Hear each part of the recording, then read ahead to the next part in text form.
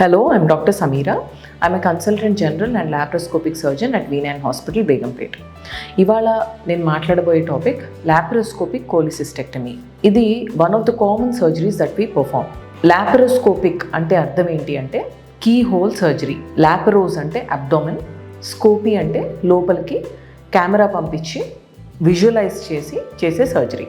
So ఈ laparoscopic surgeries అనేవి అబ్డోమెన్లో వచ్చే సమస్యలని సర్జికల్గా ట్రీట్ చేయడానికి మినిమల్లీ ఇన్వేజివ్ మెథడ్, అంటే మేజర్ ఇన్సిషన్స్ ఇవ్వకుండా చిన్న చిన్న హోల్స్ పెట్టి దాంట్లోకి మనం ఇన్స్ట్రుమెంట్స్ని పంపించి లోపల కెమెరాతో విజువలైజ్ చేసి పేషెంట్కి ఎక్కువ ఇబ్బంది కలగకుండా చేసే సర్జరీని లాప్రోస్కోపిక్ సర్జరీ అని అంటాం.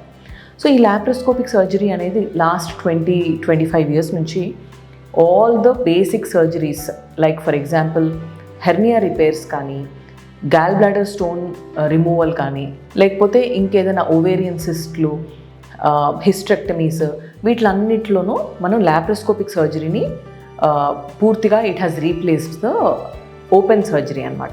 ఎందుకంటే ఈ లాప్రోస్కోపిక్ సర్జరీలో మనకి పేషెంట్కి పెయిన్ మినిమల్గా ఉంటుంది, పెద్ద పెద్ద ఇన్సిషన్స్ ఉండవు కాబట్టి సర్జరీ తర్వాత కుట్లలో ఇన్ఫెక్షన్స్ రావడము, హాస్పిటల్లో వారాల తరబడి ఉండాల్సిన అవసరం ఉండడము, ఇంటికి వెళ్ళిన తర్వాత ఎవరి పనులు వాళ్ళు చేసుకోలేక చాలా రోజులు వేరే వాళ్ళ మీద డిపెండెంట్గా ఉండడము, తర్వాత ఈ పెద్దగా కట్ చేసిన ఇన్సిషన్స్ నుంచి ఫ్యూచర్లో మళ్ళీ హెర్నియాస్ డెవలప్ అవ్వడము, ఇవన్నీ కాంప్లికేషన్స్ని మనం ఓవర్కమ్ చేసి ఈ keyhole surgery or laparoscopic surgery ద్వారా మనం షార్ట్ రికవరీ, అంటే పేషెంట్ని సర్జరీ చేసిన 1 or 2 daysకి ఇంటికి పంపించవచ్చు.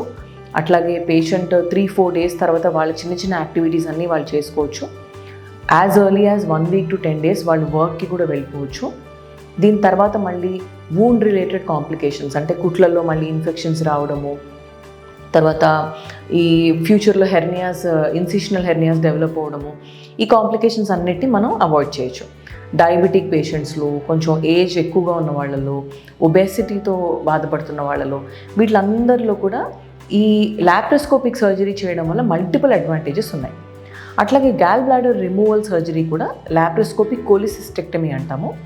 This is also one of the important and common surgeries that we perform. So ఈ లాప్రోస్కోపీ ద్వారా గాల్ బ్లాడర్ని సేఫ్గా, ఎఫెక్టివ్గా రిమూవ్ చేసి చాలా మేజర్ సర్జరీని మనం ప్రివెంట్ చేయగలుగుతాం. ఇదివరకటి కాలంలో రిబ్ గేజ్ కింద చాలా పెద్దగా కట్ చేసి గాల్ బ్లాడర్ని మనం రిమూవ్ చేసేవాళ్ళం. దీన్ని ఓపెన్ కోలిసిస్టెక్టమీ అంటాం.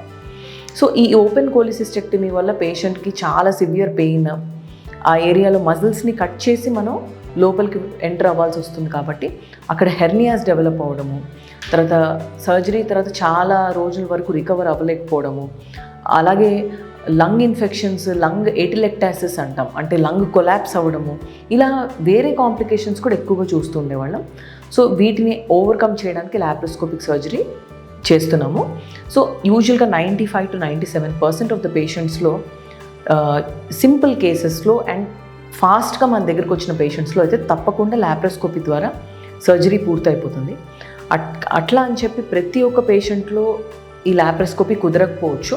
లోపల డెన్స్ ఎథేషన్స్ ఉన్నా, అంటే పేగులు బాగా ఇరుక్కుపోయి ఉన్నా, ఈ గాల్ బ్లాడర్ చుట్టూ ఇన్ఫెక్షన్ ఎక్కువగా ఉండి గాల్ బ్లాడర్ లాప్రోస్కోపీగా రిమూవ్ చేస్తే ఇంకా వేరే కాంప్లికేషన్స్ ఏమైనా వస్తాయనుకున్నప్పుడు దాన్ని ఒక్కొక్కసారి ఓపెన్గా కూడా కన్వర్ట్ చేస్తూ ఉంటాము. సో ఎలాంటి ప్రాబ్లం ఉన్నా కూడా as early as possible surgery plan చేసుకోగలిగితే సింపుల్ అండ్ కంఫర్టబుల్గా సర్జరీ ఫినిష్ చేసుకోవచ్చు.